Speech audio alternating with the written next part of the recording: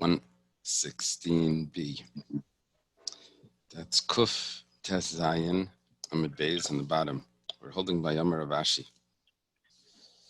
The Mishnah said that if there's a fire, there's certain things that you're allowed to save on Shabbos. There's a fire on Shabbos, certain things you're allowed to save. One of them was Sfarim. Whether Sfarim that you read from, don't read from, you're allowed to save them. Now, together with that, we said you're also allowed to save a case, a container to hold the Sfarim. And together with that, we also said that you're allowed to save money that was in that container. So, and then we had a different discussion, where do you save it to? Anyway, the Gemara quoted a brisa regarding shechting a korban Pesach on Shabbos, which is the 14th of Nisan.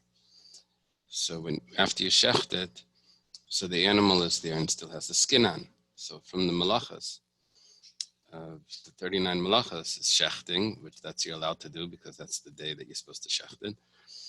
And then there's skinning. Skinning is the next malacha.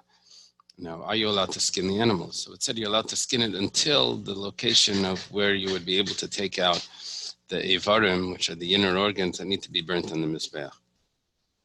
That's the opinion of Rabbi Shmuel ben Ishor ben Breka. The Chachamim said you're allowed to skin the entire animal. They had a discussion why they're arguing about that. Anyway, Rav Chizda says in the name of Marukva, how did this conversation end? Are you allowed to skin the whole animal? Do you have to skin only up until where it's necessary for the korban? So he says that the conversation ended with a quotation from our Mishnah. They said, the Chachamim said, if you're allowed to save a Sefer Torah, which is Tzarech Kavaya,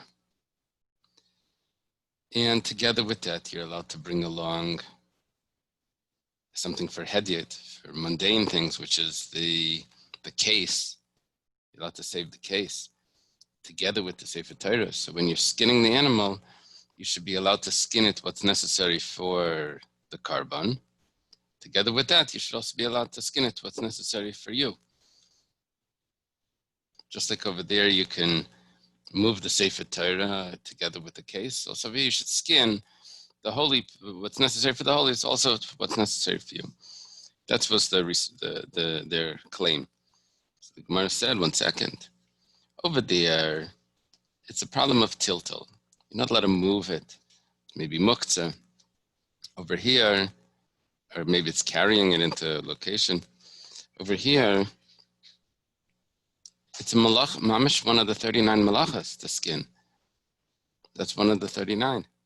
You're not allowed to skin the animal. You're making such a big leap from the fact that I'm allowed to move a case, and there's money in it.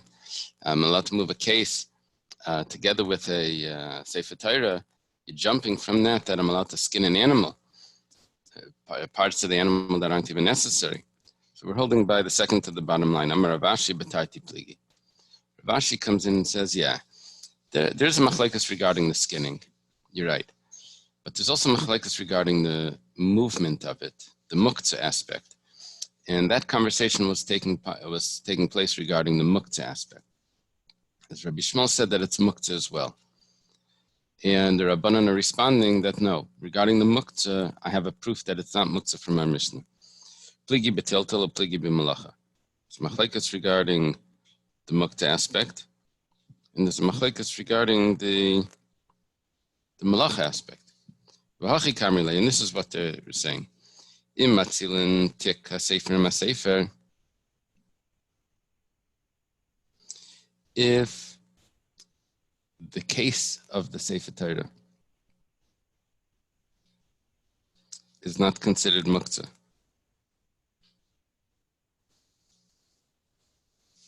you're allowed to save it together with the Sefer Torah.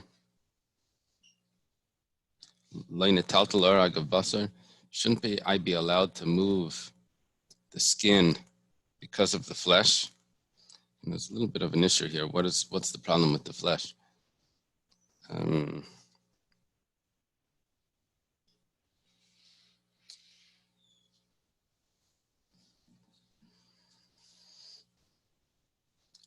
guess the at this point in the Gemara,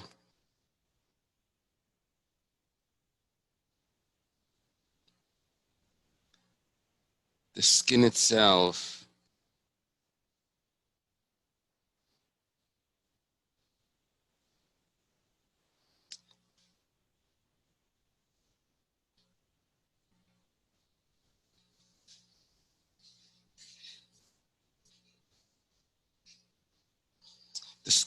should be, at this point in the Gemara, the skin is not muktzah. I'm sorry. At this point in the Gemara, the skin is yes muktzah. The skin is muktzah. We had another Gemara that said the skin is muktzah because you want to sit on the skin. We had a Gemara earlier where Rabbi Shmuel bar Rabbi says that he was a tanner and he would use the skin to sit on. That was skin that wasn't muktzah. Over here, we're saying the skin is muktzah, but the flesh is not muktzah. We're asking, how can you move the animal out of the sun or wherever it is? How could you should be allowed to move it? It has skin attached. So we're learning that it's a basis for something that's mutter. The flesh is mutter. So if I can move the case that has the money in it, and because of the Sefer Torah, I should be allowed to move the skin because of the flesh. That's the sage's comment to Rabbi Yochanan ben Breka, why they should be allowed to move it. Then there's another issue of why they're allowed to skin it, but we're explaining what this first conversation is. So they respond, or maybe this is a response from one of the Amiraim discussing this. It says, Midami. Is that a good comparison? The comparison between the Sefer Torah and the case, the skin to the flesh. Hasam nasa basas l'davar hamuter. Over there, what's the case? The case is not usher, and it's a base. A basis is a base. It's a base for something that's permissible. It's called the basis l'davar hamuter. What's mutter? The Sefer Torah. Even if there was no fire, you'd be allowed to move the case with the Sefer Torah. Hacha, but in our case, nasa basis l'davar aser. The skin is a base for something that's aser. Why is the skin a base for something that's aser? So Rashi over here says that the meat is really aser to eat until that evening. The meat is also muktzah. So the skin, which was muktzah, is a base for the flesh that's muktzah. Over there, the Sefer Torah, you're allowed to move. The case is a base for that. Here, you're not allowed to move anything. Taisus doesn't like this pshat. He has an issue with it. He says, the meat isn't really muktzah. He says, look, even meat that's not cooked is not muktzah because it could be fed to a dog. So this meat, although I have a problem eating it right now and all of that, but it's still kadshe shemayim. It's still sacrificial meat, and I should be allowed to move it. So what's the pshat in the Gemara? Taisus comes up with a new pshat. He says, when Shabbos came in last night by the Bedikas Chametz, I don't know when they do Bedikas Chametz like that. When Shabbos came in, this animal wasn't even shechted yet. Remember that muktzah starts bein hashmashos when Shabbos comes in. So he says this is a basis l'davar aser. It wasn't shechted then. Back then it became a basis.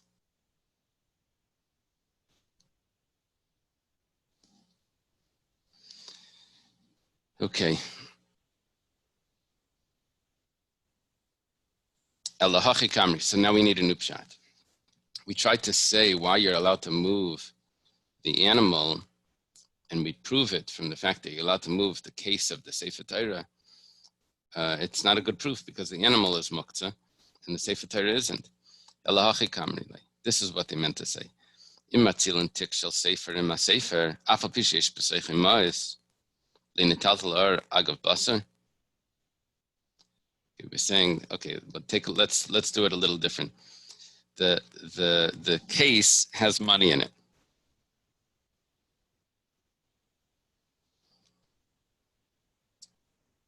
So the case is us to move.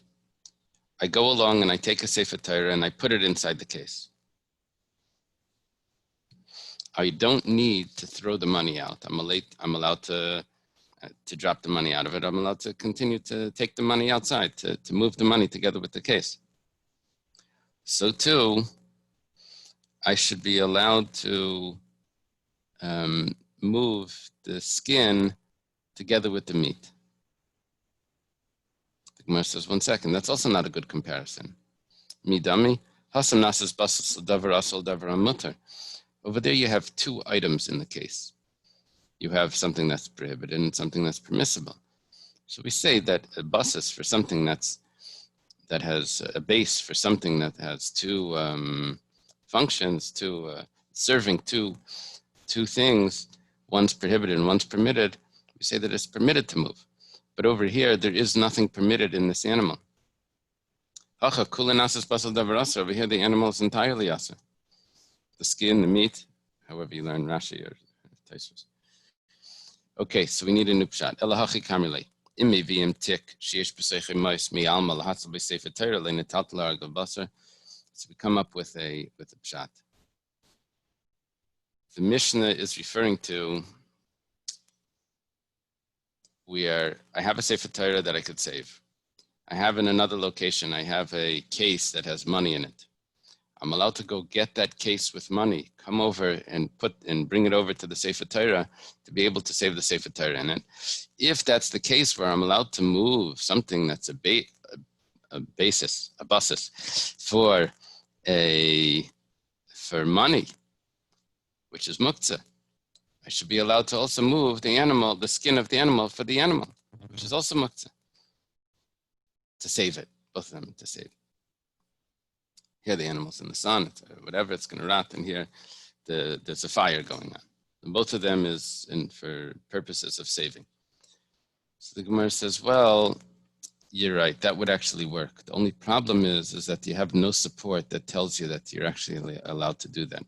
The Mishnah didn't say that.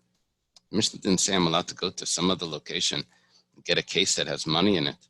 We said that you're allowed to save a Sefer Torah together with the case that has money in it. It doesn't say that you're allowed to do that. It says Vihi gufa min alan. That itself, that case that you're bringing, that should be a response why you're allowed to move the animal.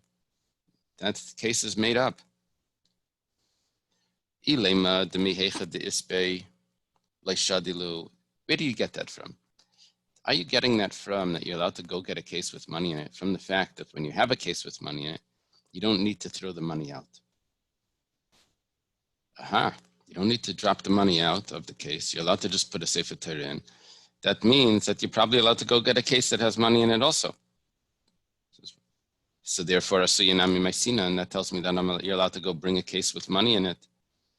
It says, 1 second, midami. That doesn't prove anything. There's a fire.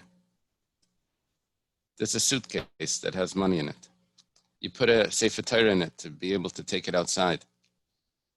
Maybe you can imagine that there's, some shows they have the Haftarahs, the Nevi'im, they have them in scrolls. To really prepare the Haftarah in those shows. You have 12 or however many scrolls are, I don't know many. But you have to take all those scrolls, you would put them all in the suitcase. So, and the suitcase had money in it. So you grab the whole thing and you take it out. If you're going to start emptying the money from the suitcase, there's a fire. You don't have to empty it out. But but you're trying to prove that from the fact that you're allowed to put the scrolls into a case and to carry it outside. You don't have to empty out the money. That tells me that I'm also allowed to go to some other place and take a case that has money in it and bring it over to the scrolls and then use that maybe to put the scrolls in a case and take it outside. I'm allowed to do. I don't have to drop the money out because there's a fire burning. But while I'm running to get the case and taking the case back, I should be obligated to shake the money out so that there shouldn't be any money in it. Look, I'm walking anyway. Just drop the money. How do you know that you're allowed to actually have the money in it while you're carrying it? We're going to go back to our first pshat. Our first pshat that we're talking about actually skinning the animal. You see, we knew that there was a machlekes between Rabbi Shmuel B'nai Shel Rabbi Yechon Mebrekin LaChachamim regarding skinning the animal on Shabbos. Do you have to skin the whole animal? Do you skin the whole animal according to the Chachamim, or do you only skin up to the chest according to Rabbi Shmuel? And the conversation was involving the Sefer Torah with the case that has money in it. We said that that's not a good comparison because one is muktzah and one's a malacha. So, but as we're discussing this, we saw we didn't have any proof. So comes along Mar Bar Rav Ashi and says, let's go back to that original story with the skinning. The kakashalach, he had a question. Hacha tiltal v'hacha malacha. It's not a good comparison because the skinning of the animal is a real malacha. And moving the case with money in it is just muktzah. Kagayin to like kaboy leila'ar.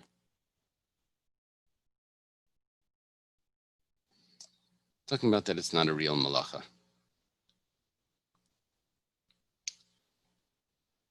Even the skinning of the animal isn't a real malacha. Why? Because he doesn't need the skin of the animal. What's a malacha? A malacha is when you need the skin. Here he's not using the skin. He just wants the skin off the animal. Sounds like it's psikresha. Sounds like it's a psikresha, yes. It sounds like it's a malacha shein tzrich lagufa, that I don't need the skin. But that's not what the Gemara is playing with over here. It's playing with, it's a davar shein miskaven. You don't even intend to use the skin. I'm not intending to skin it. I'm intending to get the skin off so that I should have the flesh. You see, why is it doing this?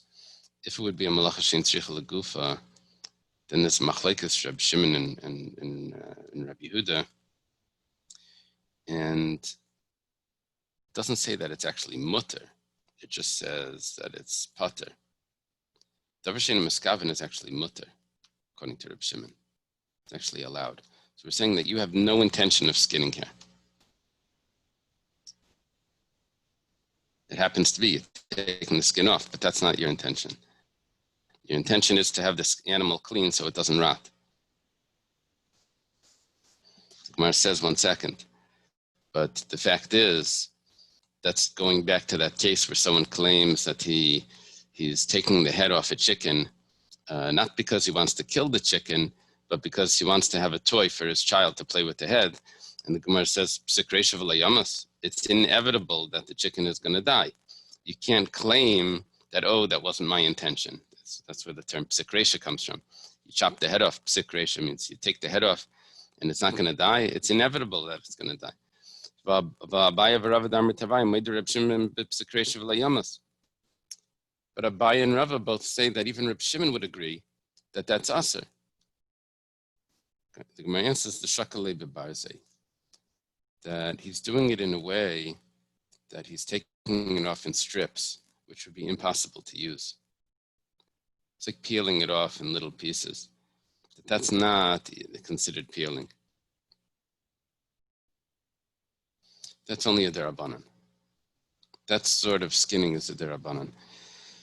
If that's the case, then the comparison is a decent comparison between these two cases. The Rabbanan say that you're allowed to skin the entire animal because once you're skinning it for the carbon aspect, because you need to take the ivarim out, so you're also allowed to skin it for hedyot, for your own personal things, which is that the animal shouldn't rot. What's your source for that?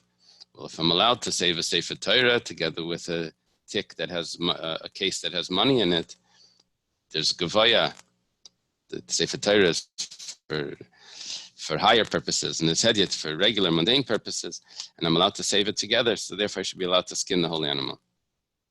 You said that one's a malacha and one's really just muktzah. Says no, it's not even. That's not a malacha really. They're both in the category of muktzah. They're both just their abundance. Okay. But this discussion here is the source for basas l'davar aser l'davar mutar. All of that. It's a big topic in halacha. It says lehechen matzil nesen. Where are you allowed to save it to? So we had a machlekes between the Tanna Kama and Ben Beseira. Tanna Kama says you're allowed to save it into an area that's closed, an alley that's closed, which usually means that it's closed on three sides. And there's a post on the other side. That's usually what it means. On the open side, there's a post. It's called a lechi. So it's closed on three sides, and even the fourth side has some sort of mark on it that says that that's the end of the alley. And Ben Beseira says you're allowed to say even a mavi mafulish, which means that it's open on three sides. That it's closed on two sides, and there's a mark on the third side. And the fourth side is open. That's normally what it means. Over here, though, what these terms mean normally, regularly, it's slightly different in our Mishnah. That's the complication here. That if you tell anyone mavi mafulish, they're going to think about something else than what it means here in this Mishnah. Hechidami mafulish, hechidami shein mafulish. What is the case of when it's mafulish means opened, through and through, and what's the case of bein mafulish where it's closed? Amar Rav Chisda says shalish mechitzos v'shnei lechem zeh mavi shein mafulish. Very strict. What's a closed mavi? Has three walls. This would be like a cul-de-sac, right? Like a dead end.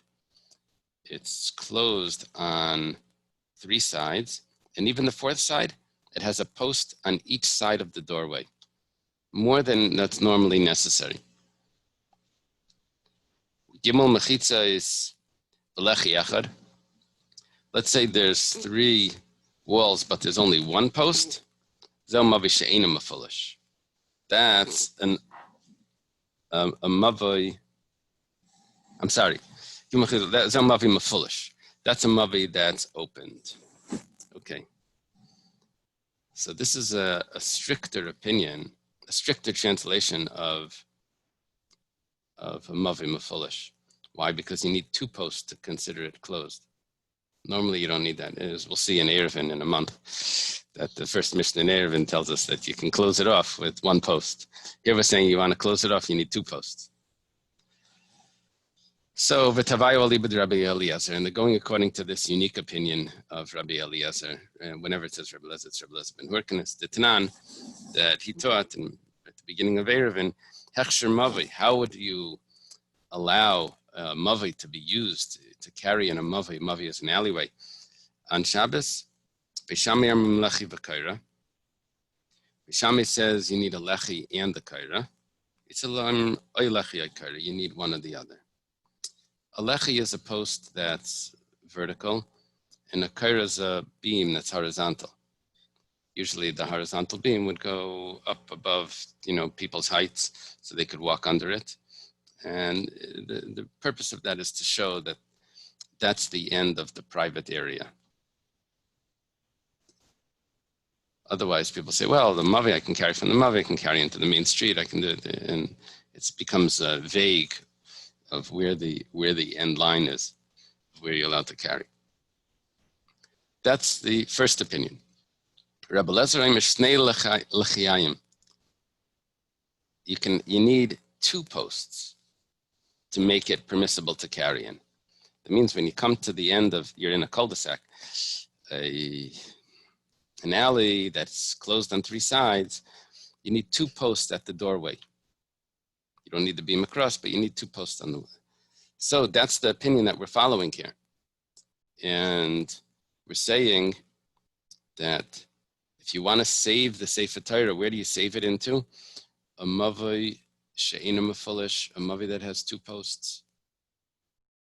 Ben Beseira says, I guess it's enough with 1 post, even an ena mefulish. Amalei Rabba. Rabba responds to Rav Chizda that's explaining this. He says, Gimel machitzas v'lecha yachad mefulish kares lei. If it only has 1 post, you call that open?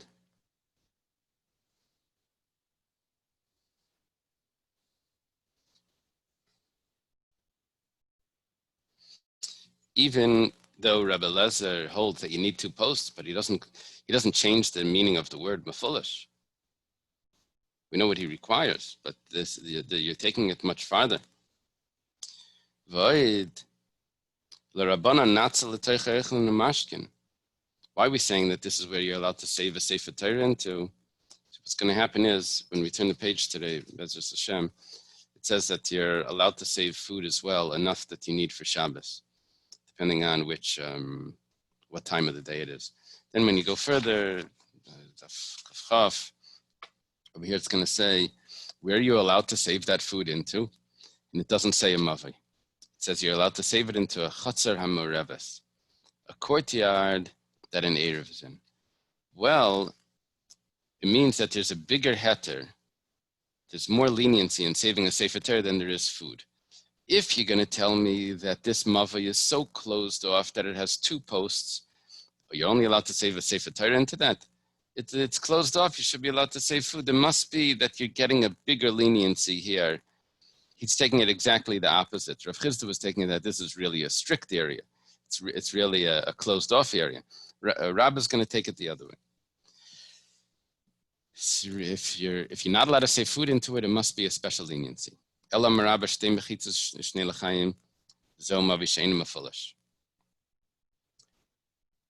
walls and 2 posts on each side. I guess I'm not sure about that. 2 posts and 2 walls and 2 posts. That's considered a closed-off mavi. Special leniency here. Usually you need 3 walls to be a mavi, to carry into. Over here you're allowed to carry into a mavi with 2 walls, as long as it has a post on each side of the door. Do you need on the 4th wall post as well? It doesn't say that. Yeah. It gets a little confusing. The question in my mind is, no one's mentioning the term Carmelis. And previously we discussed going from Rosh Hashanah to Rosh Hashanah to Carmelis, Rosh Hashanah, and all those.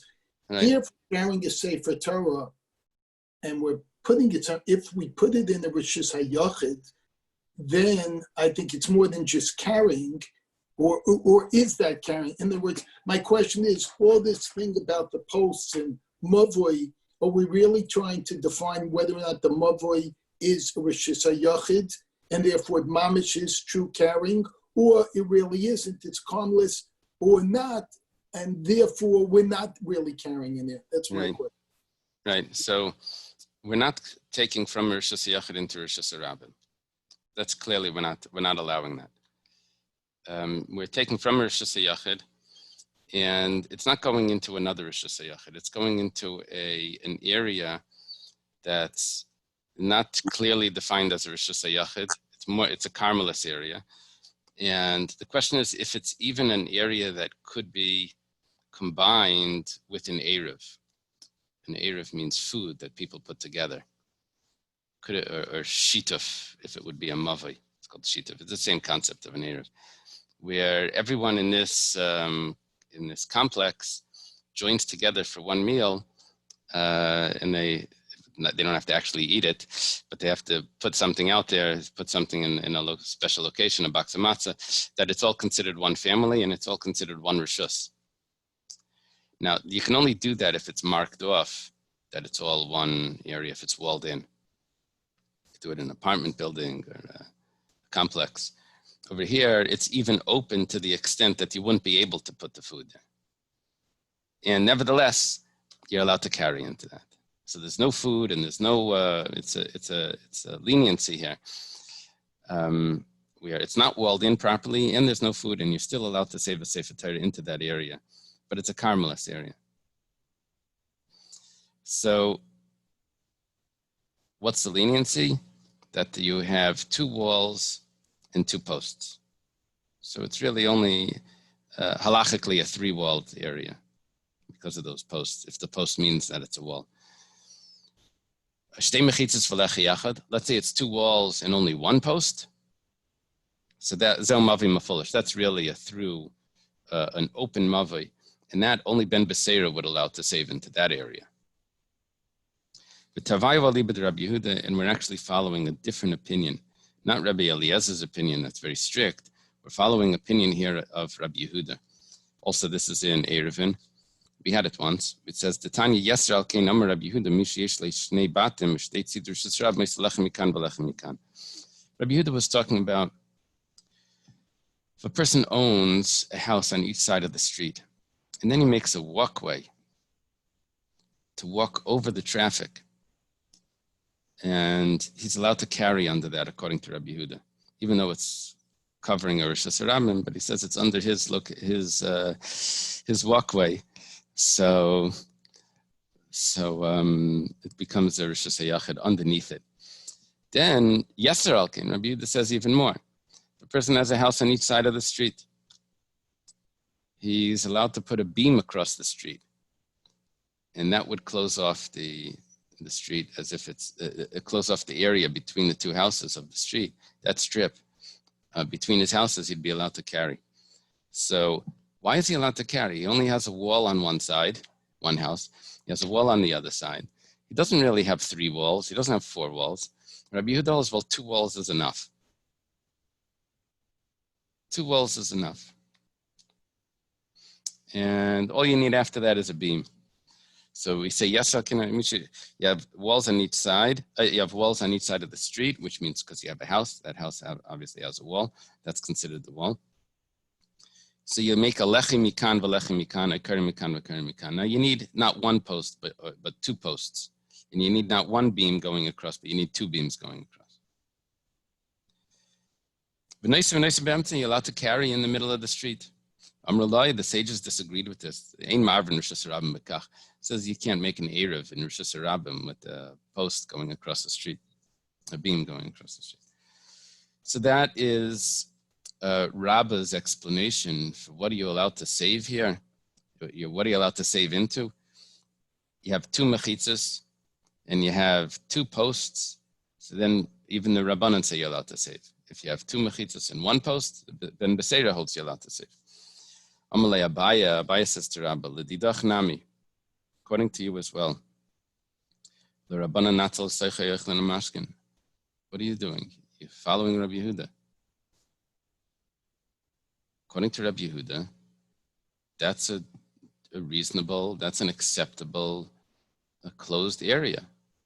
Rabbi Yehuda wasn't talking about a fire breaking out on Shabbos and saving the Sefer Torah. If they're following Rabbi Yehuda, then they're following Rabbi Yehuda. And if you can save a Sefer Torah into there, you should be allowed to save food into there. So why does the Mishnah divide it up? Food needs to go into one different area. The Sefer Torah, you can even take it into this. If they're following Rabbi Yehuda, they're following Rabbi Yehuda.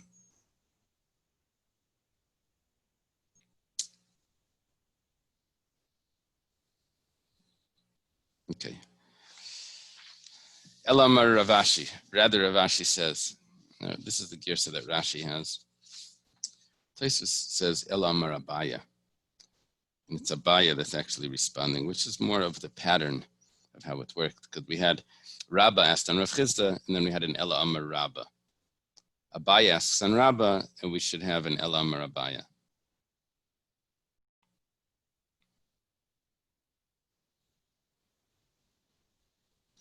So he explains like this, whether it's Rav Ashi or Rabbi. He says, Shalish mechitzos v'lechi echad. If you have 3 walls and you have 1 lechi, zel mavi she'eino mefulish. This is a closed off mavi. Okay, so how it normally is. Gimel mechitzos b'lo lechi, zel mavi mefulish. But 3 walls without a lechi, that's considered open. There's no mark that says where this mavi ends. You just walk out of the mavi, you end up right into the street. This should be like a post there that lets you know that this is the end of the wall. This is the end of the alleyway. And there isn't. And we're going, which opinion we're following here? It says, Vafilu Rabbi Lezer damim bi'inan lachiyayim hanimi leichlun amashkim. We're following Rabbi Eliezer's opinion. It says you really need 2 lechis there. However, we're saying that you don't need the 2 lechis because you're saving a Sefer Torah. To save food, you need 2 lechis. To save a Sefer Torah, you don't.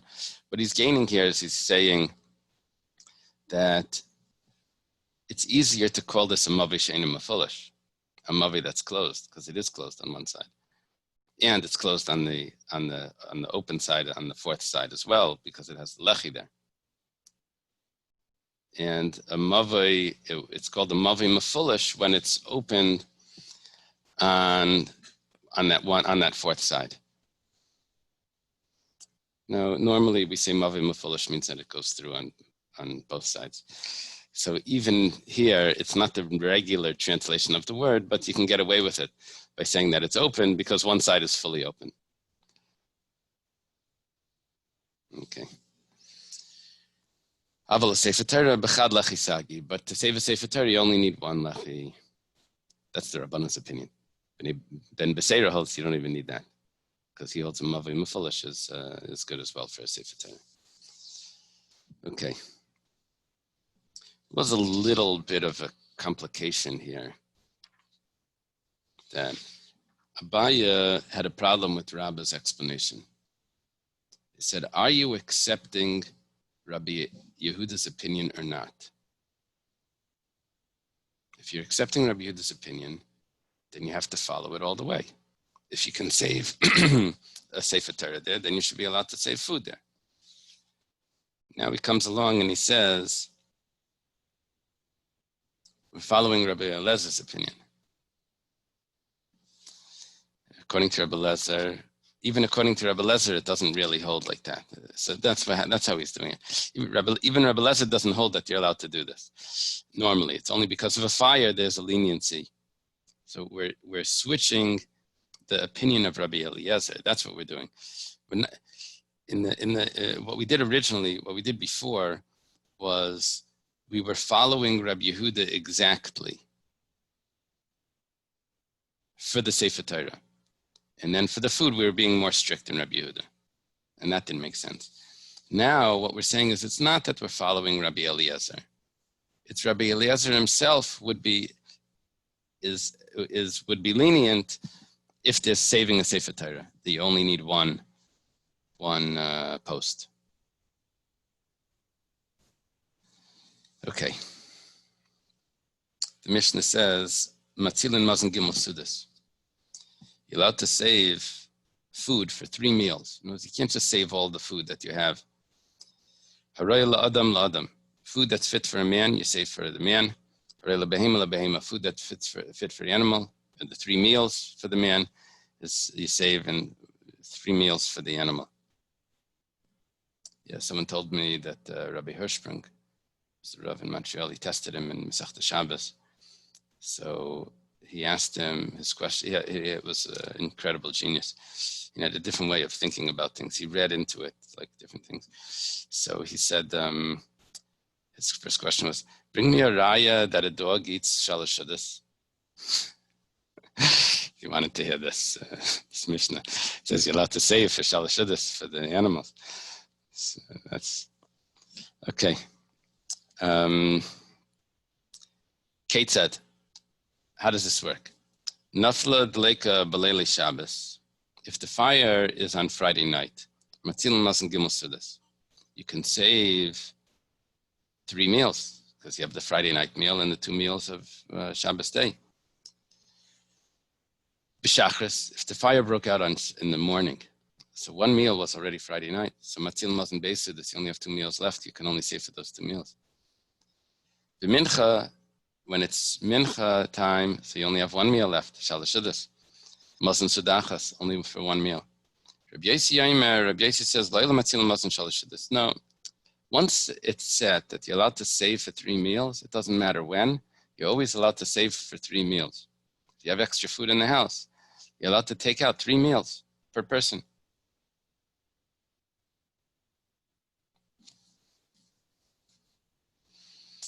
Rashi's explanation is Hayil v'yayma bar hachihu, because the day allows this. The day is a day of 3 meals. So throughout the day, it's a day of 3 meals. Okay, we're going to say that you're only saving the food. You're saving it into a courtyard. You're not even it's not even a problem of carrying. So the Gemara right away asks, Michti, 1 second. The next Mishnah is going to tell us you're not carrying, and you're just taking food out.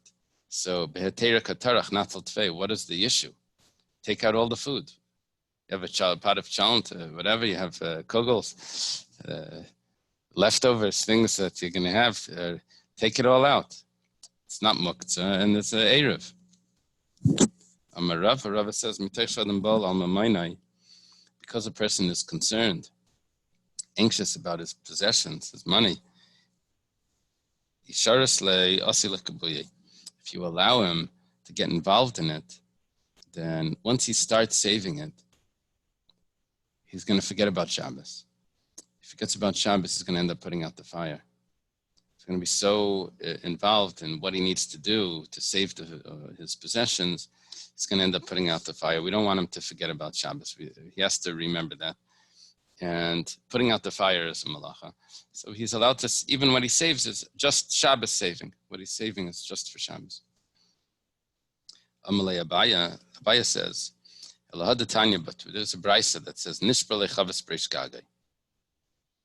if someone's barrel breaks and the barrel is on the roof, now the barrel has wine in it, maybe you're allowed to put a utensil under it to catch the drip, because the barrel cracked.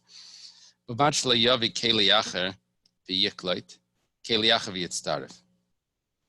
not allowed to set up a system of catching the wine as it drips off the roof, or to put a vessel directly next to the roof to connect it to the roof to be able to collect it.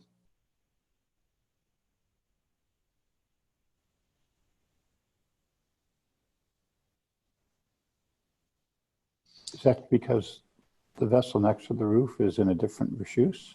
No. This also a similar sort of issue where there's really no issue here. What's the problem? You just bring a vessel and put it over there, set up a bunch of things, one on top of another to be able to do. What's the big deal? That's the Gemara is gonna ask about this. Like, what's the big deal? Just like we asked in our Mishnah. What's the halachic issue with this? Why can't he set it up? So, Hasam my gzeirika over there. What you said over here, in other words, we know that when it comes to salvaging food, we have an issue. You have limitations on that. So we said in our Mishnah, we explained the limitation.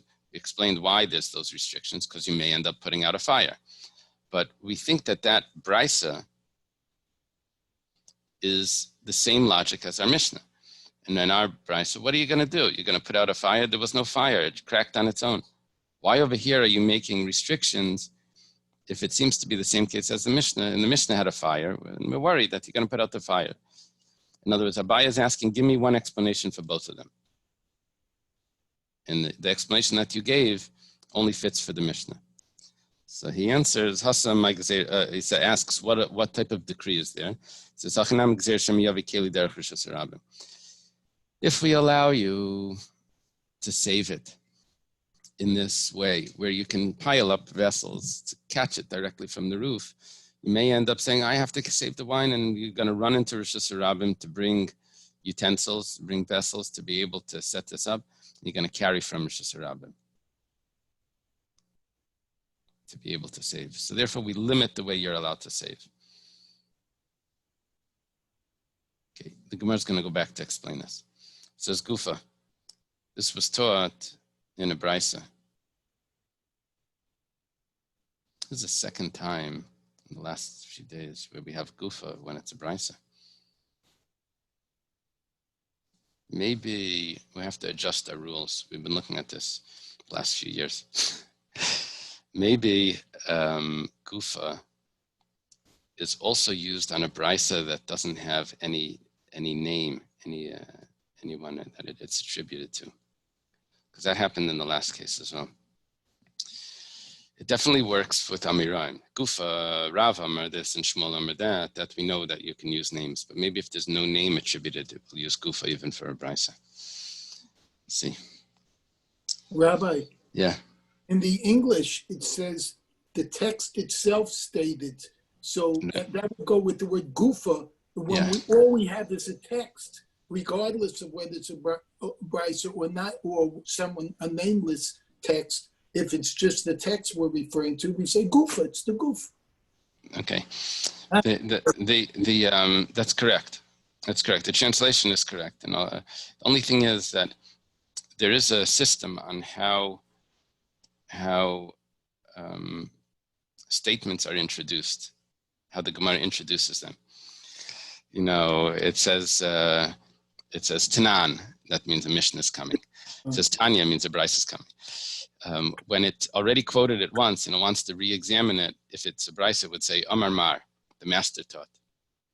The master said. That's usually what it does. If it wants to re-examine a statement of Amirayim, of Talmudic sages, it says Gufa. That's normally what it does. So I'm just asking that over here, it seems to be quoting a brisa, and it's using the term Gufa, which isn't.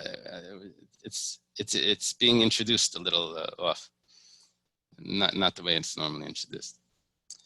It says Nishbale Chavas Breish Gagay, maybe Keli Minech Tachta. The barrel breaks on the roof. You can put a vessel under it. As long as you don't bring another vessel to collect it. I guess this is to collect it in the air. Or keliach v'yitzaref, or to bring a vessel directly to the roof, and it should collect it right as it drips off the roof. Nizdaman layarchim. Let's say guests come, and you need more wine than what you're collecting with the way that that's permissible. Then it says maybe keliach v'keliach mitzaref. Then you're allowed to go do those things that were prohibited, which is to put a vessel directly against the roof or put a vessel and have it and collect it in the air off the drip. So,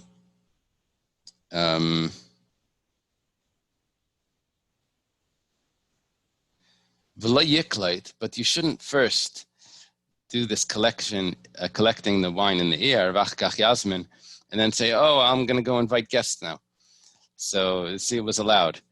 You should first invite, and then you collect. And you can't do a trick about that. That would mean that you invite guests that don't need to eat, and just you say, stand over here or something, and meanwhile you save the wine, and then you send them out. Something like that. Mishum Rabbi Yehuda Amar Mariman. Rabbi Yehuda says, Mariman, that you are allowed to do a trick. You're allowed to invite people that don't need to eat. They ate already. They just stand there for a minute. Don't worry about it. And you collect the wine and say, oh, you don't want? Oh, it's not nice. Okay, Lema beplugta the Rabbi Lezer Rabbi Yeshua Kamifli. Let's say that this discussion that we just mentioned about Mariman is a, they call it like a legal fiction or something. It's technically you were allowed, but it wasn't really true. So maybe this discussion is also a machlekes between Rabbi Eliezer and Rabbi Yeshua. It was earlier than Rabbi Yossi bar Yehuda, but it's still a machlekes tanaim. They're both machlekes tanaim. Titania, we have a brisa. there's a rule that you're not allowed to shecht a mother and a mother animal and a child animal in the same day. Well, let's say on Yom Tif, a mother animal and a child animal fall into a pit. Now, one of them is not muktzah because you're allowed to shecht it. The other one is muktzah. So here's what you do. Rabbi Lezer says, one animal you can bring up.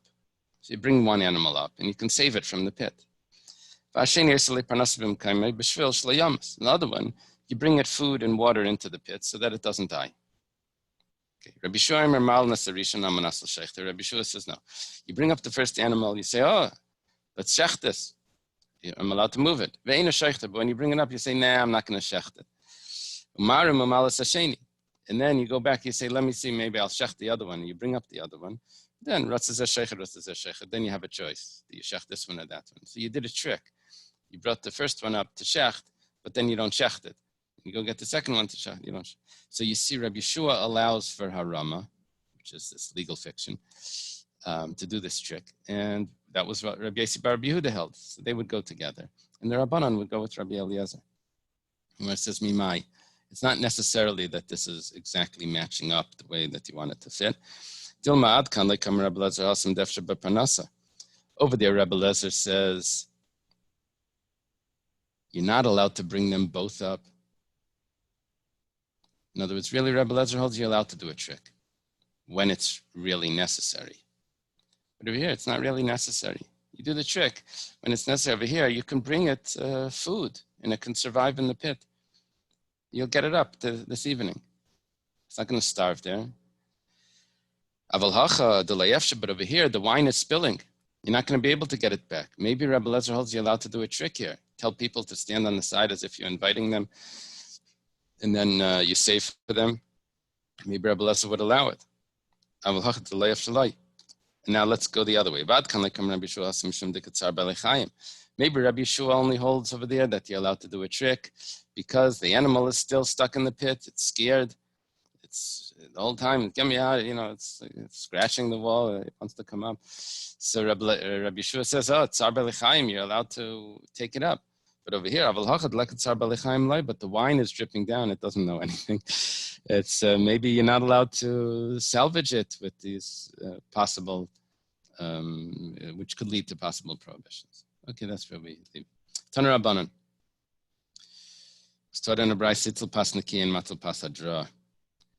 If you saved clean bread, that means white bread, you're not allowed to go back and take pas hadra. Hadra is like a darker bread. Maybe it's a pumpernickel, the old pumpernickel, not the pumpernickel. Today the pumpernickel is just a rye, I think, and they throw in some, I don't know what, to color it, I think. Molasses or something. They put something in to color it. The old pumpernickel was like eating kasha in a bread form. It was, so that was dark. That was dark bread, the black bread. So you already have bread. Now you can't go back and save bread that's not even as good. You have the best bread. However, the other way, pasadra, if you took the bad bread, it's not bad, it's lower quality. So masal pasnikia, you're allowed to go back and get the finer quality for Shabbos. Matzilim Yom Kippurim l'Shabbos, you're allowed to save from Yom Kippur, the fires on Yom Kippur. You don't eat on Yom Kippur, but Shabbos is going to be that night. So you need food for Shabbos, you're allowed to save for Shabbos. Avalei Shabbos Yom Kippurim, but you can't save for Shabbos for Yom Kippur. Now what that means is for after Yom Kippur. You can't eat on Yom Kippur, but because there's going to be enough time for you over Yom Kippur to figure out what you're going to eat, so we don't allow you to save on Shabbos for Monday, which is Sunday night, Monday, which is when Yom Kippur is over. And definitely you can't save for Shabbos to Yom Tov, because on Yom Tov you can figure out what you're going to eat. And you definitely can't save from one Shabbos to the next Shabbos. Say, oh, it's for Shabbos. And it's really a week later. Taner Rabbanan, Shachach Pas B'Taner.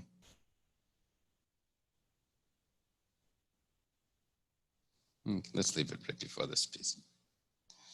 Let's stop.